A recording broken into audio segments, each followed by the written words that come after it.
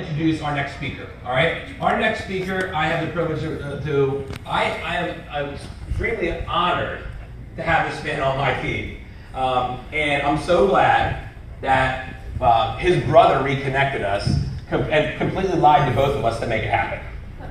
Where's he at? Is he here yet? Where's Phil? He'll be here. So anyway, he lied to Ray, he lied to me to get us together, and we both thought we thought we were together for an opposite reason that we actually were.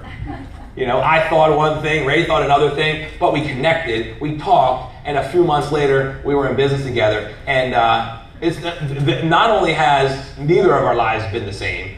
I mean, we've watched our lives go from through the craziest times you won't even know about but he and I both know. But the amazing thing is, I am so ecstatic about the leader and the business person that he always was, but he has evolved into a complete rock star in this business. So I would love you guys to please welcome Ray Edman, and he's a Web Center Trainer of the Year globally for the entire company, and he's a master trainer. Welcome.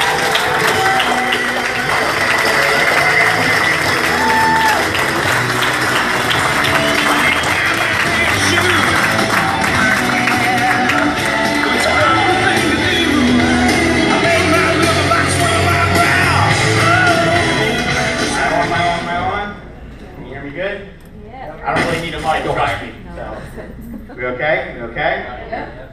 If not, I'll just yell, because I'll probably end up yelling at you during this segment anyway. So how's everybody doing today? How's everybody doing today? Like Donnie said, you guys could have been anywhere today. It's beautiful outside. You could have been in Philadelphia, but you chose to be here with us for what is our 6th annual TNT National Conference Convention Award Ceremony. And I've never been more excited, not only about what's going on, but probably about this particular segment.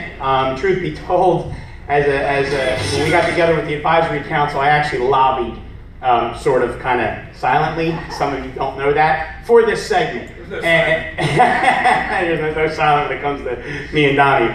But I really did want it for a reason. It's because of what has transpired over the last few years, not just with me and Web Centers, but just what's been going on in the field in general. And because I have been with the company for quite some time, I've been with the company for over 12 years. Some people aren't even aware of that. I'm very proud to say that. So today we're going to talk about some of the things that not only I've experienced over those 12 years, but times when you want to not do anything, times when you feel like you don't need to do anything, and of course the times when you should be doing the most. Does that make sense, everybody? Okay. So we're going to get right into it. And it all begins with the right attitude, guys. Winning attitude, right attitude. If you don't have the right attitude, then what is the knowledge? Everything that you're going to learn here over the next 24 hours, if you will, and beyond, none of it matters. None of it matters if you don't say to yourself, this is for me, I need to do it, I'm going to implement the action plan. And if you don't get yourself into that proper entrepreneurial mindset, nothing's going to stop you mindset, then everything you're going to, because trust me, like Don said, you're going to get a lot of meat and potatoes today. It doesn't matter. It's completely irrelevant. Okay?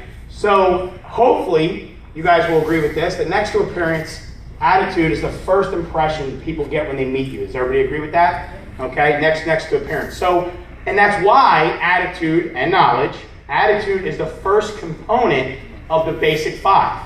Okay, why does JR have it in there? It's for a reason.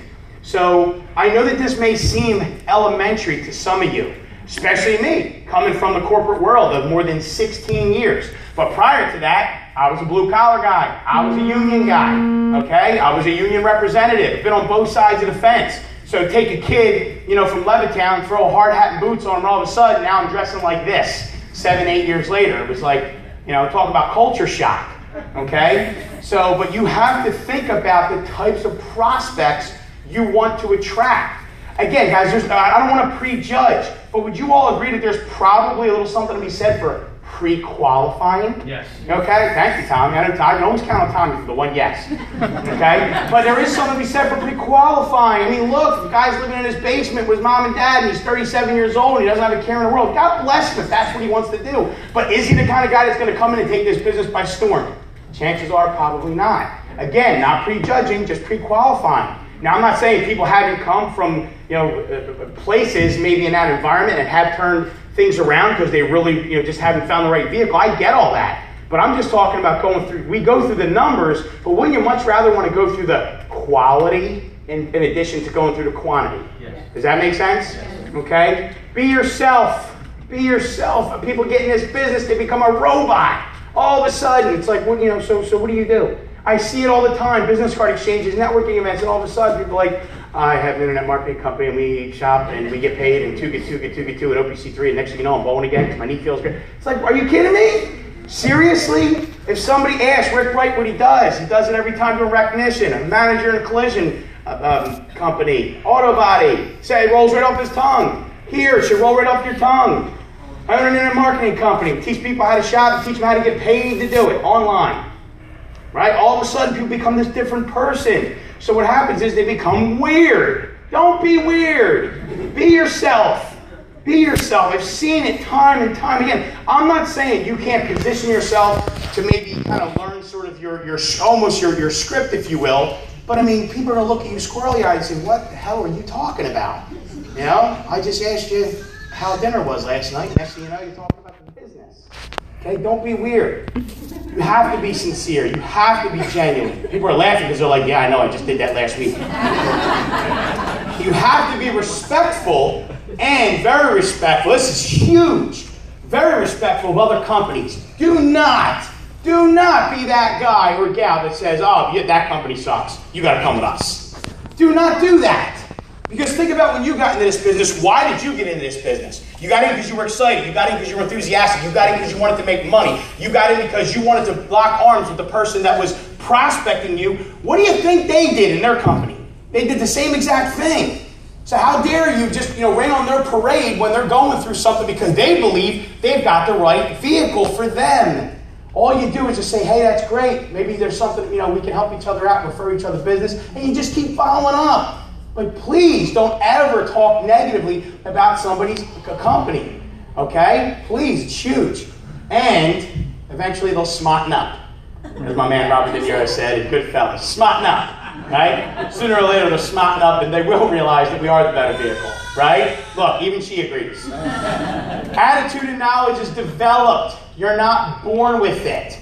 Okay, you're not born with it. People say, oh, he's a born leader. No, he wasn't. He worked very hard. She worked very hard to get to that point, okay? Because they fed their brain properly with only positive information daily. Do you realize that the top corporate CEOs in this country read at least 2 to 4 books every single month versus the average American in this country that reads 0? And you wonder why they make millions per year. They're constantly feeding their brain. JR, how many of you heard him on stage say, listen to audios every day, reading every day, right? There's a guy